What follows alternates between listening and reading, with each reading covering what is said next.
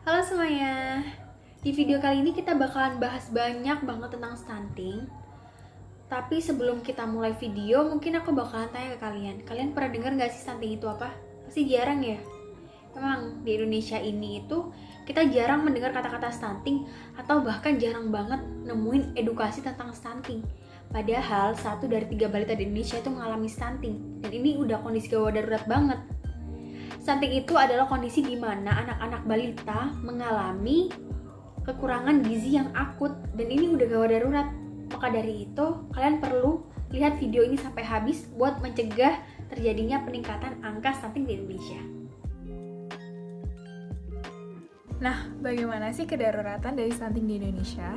Berdasarkan dari data pemantauan status gizi yang dilansir dari situs Kemenkes RI, pada tahun 2016, angka stunting di Indonesia mencapai 27,5%. Artinya bahwa 1 dari 3 balita di Indonesia mengalami stunting. Bahkan pada tahun 2017, angkanya mengalami peningkatan hingga mencapai 29,6%. Angka prevalensi yang tergolong tinggi ini menempatkan Indonesia dalam status kronis, karena menurut WHO, negara-negara yang berada dalam status kronis memiliki angka prevalensi stunting yang mencapai lebih dari 20%. Selain itu, angka ini juga menempatkan Indonesia di posisi teratas angka stunting terparah di Asia Tenggara. Apabila kita membandingkan negara kita dengan negara tetangga kita Malaysia, angka stunting di Malaysia hanya mencapai angka 17,2%. Nah, jadi selanjutnya saya akan menjelaskan dampak dari stunting. Jadi stunting ini selain menghambat pertumbuhan anak, juga dapat mengakibatkan berbagai masalah kesehatan serta sosial. Dilansir dari Buletin Stunting Kemenkes Republik Indonesia tahun 2018, stunting ini dapat mengakibatkan dampak jangka panjang dan juga pendek.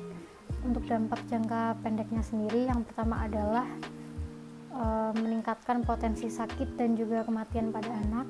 Lalu yang kedua adalah terhambatnya pertumbuhan kognitif, motorik, dan juga verbal anak sehingga tidak bisa optimal. Lalu yang ketiga adalah meningkatkan biaya kesehatan. Lalu untuk dampak jangka panjangnya, yang pertama adalah postur tubuh tidak bisa optimal, yaitu biasanya lebih kecil atau pendek daripada anak-anak seusianya.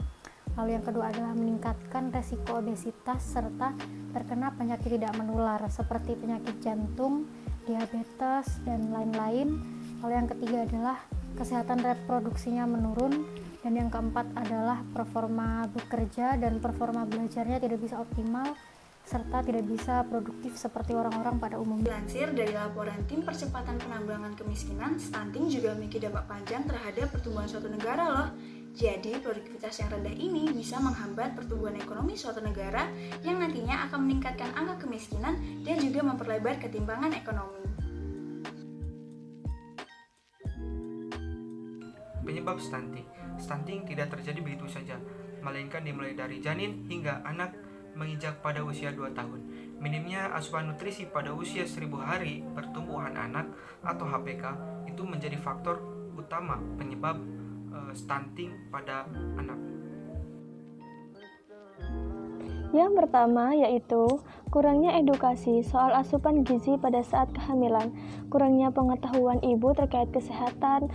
Pentingnya gizi pada saat kehamilan dan pemenuhan gizi anak menjadi faktor yang sangat penting. Selain minimnya edukasi, kurangnya pemenuhan gizi ini bisa juga terkait dengan kondisi ekonomi keluarga. Yang kedua adalah kurangnya gizi pada saat usia bayi hingga 2 tahun. Jadi kurangnya edukasi ibu terkait pengetahuan tentang kehamilan dan anak itu bisa mengakibatkan terhadap kurangnya pemenuhan gizi anak pada 1000 hari pertama kehidupan. 1000 HBK ini dimulai dari janin tumbuh hingga anak lahir dan menginjak usia 2 tahun. Dilansir dari data TNP2TK, 60% anak usia 0 sampai 6 bulan itu belum mendapat ASI secara eksklusif, dan 2 dari 3 anak usia 0 sampai 24 bulan itu tidak menerima makanan pendamping ASI atau yang biasa kita kenal sebagai MPASI. Padahal bayi sangat butuh nutrisi yang cukup untuk bisa tumbuh dengan optimal. Yang ketiga, yaitu kondisi kesehatan ibu yang buruk. Selain kurangnya asupan nutrisi pada ibu hamil, kondisi kesehatan ibu yang buruk juga meningkatkan resiko stunting. Dilansir dari WHO, ibu yang mengalami malaria, HIV/AIDS, cacingan, dan juga hipertensi meningkatkan resiko potensi stunting pada anak. Selain itu, wanita yang hamil pada usia remaja juga memiliki resiko yang sama, karena akan terjadi semacam persaingan perebutan nutrisi antara tubuh ibu dan jabang bayi. 4. Sanitasi dan kebersihan lingkungan yang buruk. Kondisi sanitasi, kebersihan lingkungan, serta akses air bersih yang buruk bisa meningkatkan potensi terjadinya infeksi penyakit loh, seperti diare dan malaria. Kebersihan yang minim ini menyebabkan tubuh harus mengeluarkan tenaga ekstra untuk melawan sumber penyakit. Penyakit infeksi yang disebabkan oleh hygiene atau buruknya sanitasi bisa mengganggu penyerapan nutrisi pada sistem pencernaan. Yang kelima, akses air bersih. Kebutuhan akan air bersih juga dapat melindungi anak dan keluarga dari risiko terinfeksi suatu penyakit. Setiap keluarga harus memiliki sumber air yang layak. Sumber air yang layak artinya tersedianya air minum, penampang air hujan, hidran umum, terminal air, mata air atau sumur terlindungi, dan sumur bor atau pompa yang memiliki jarak minimal 10 meter dari pembuangan kotoran ataupun limbah pabrik. 6. Infeksi penyakit. Dilansir WHO, salah satu penyebab stunting adalah infeksi penyakit. Penyakit seperti diare, pneumonia, cacingan bisa mengaruhi pertumbuhan anak. Data menyebutkan, seorang anak yang mengalami diare lebih dari 5 kali sebelum menginjak usia 2 telah menjadi penyebab 25% anak yang mengalami diare di dunia. Infeksi penyakit dan paparan berlebih pada bakteri ini juga menyebabkan dampak medis yang lain pada anak. Mulai dari inflamasi, kerusakan pada sistem pencernaan, dan juga semakin berkurangnya kemampuan untuk menyerap nutrisi. Apa sih solusi pencegahan stunting di Indonesia? WHO menyebutkan bahwa stunting belum bisa disembuhkan kecuali dicegah. Berikut beberapa langkah yang dapat dilakukan sebagai upaya pencegahan stunting. Yang pertama adalah kesehatan ibu yang baik. Untuk melahirkan bayi yang sehat, maka seorang ibu harus memastikan kondisi kesehatannya optimal. Sebab ada siklus atau intergenerational cycle yang menjadi penyebab stunting terus terjadi dari generasi ke generasi. Terutama lebih resiko pada wanita yang memiliki masalah kesehatan seperti kurang gizi saat lahir, mengalami stunting saat usia anak-anak, hamil saat usia remaja, bekerja berlebihan saat hamil, dan mungkin akan melahirkan bayi yang berat lahirnya rendah serta tidak mampu memberikan ASI secara optimal.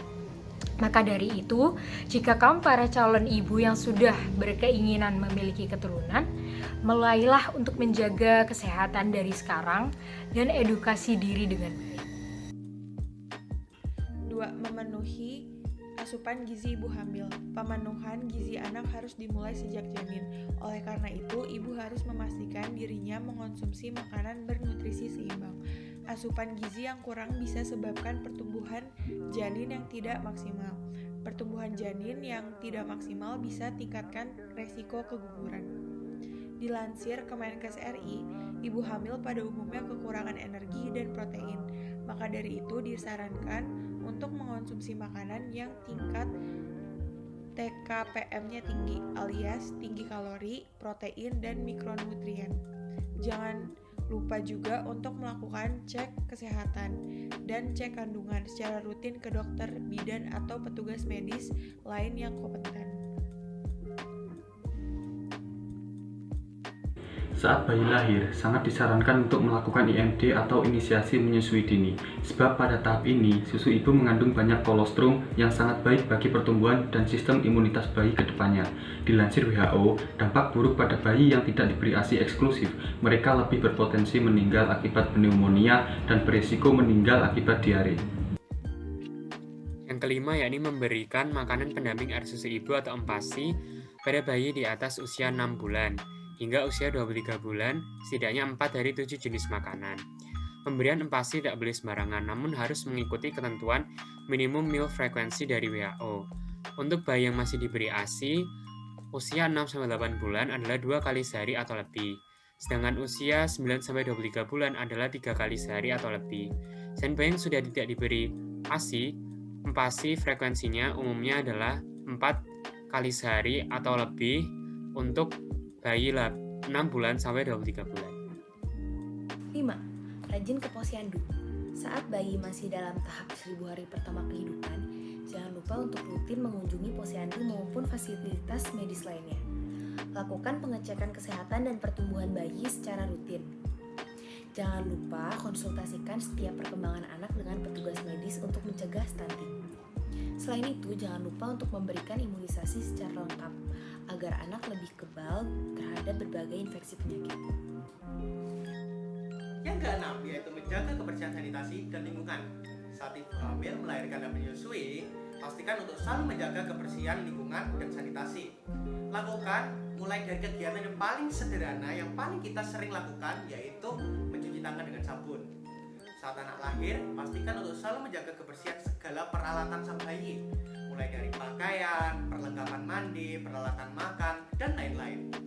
Langkah menjaga kebersihan ini bisa menghindarkan ibu dan bayi dari beberapa penyakit yang disebabkan oleh infeksi bakteri seperti diare. Yang ketujuh, jaga kebersihan makanan. Selain kebersihan lingkungan dan sanitasi, jangan lupa untuk menjaga kebersihan makanan, terutama ibu dan bayi konsumsi, sebab makanan bisa terpapar zat mikotoksin jika jaga kebersihannya. Mikotoksin ini adalah zat kimia berbahaya yang dihasilkan oleh jamur yang ada pada makanan. Zat ini bisa menyebabkan infeksi penyakit yang mengganggu pertumbuhan. Jangan lupa juga menyimpan makanan pada tempat tertutup, wadah yang bersih dan suhu yang baik, sebab bakteri bisa tumbuh dan berkembang di dalamnya. Jika ini terjadi, risiko anak terkena infeksi penyakit akan terus meningkat. Hal ini akan berpengaruh pada pertumbuhan anak yang tidak berkembang secara optimal.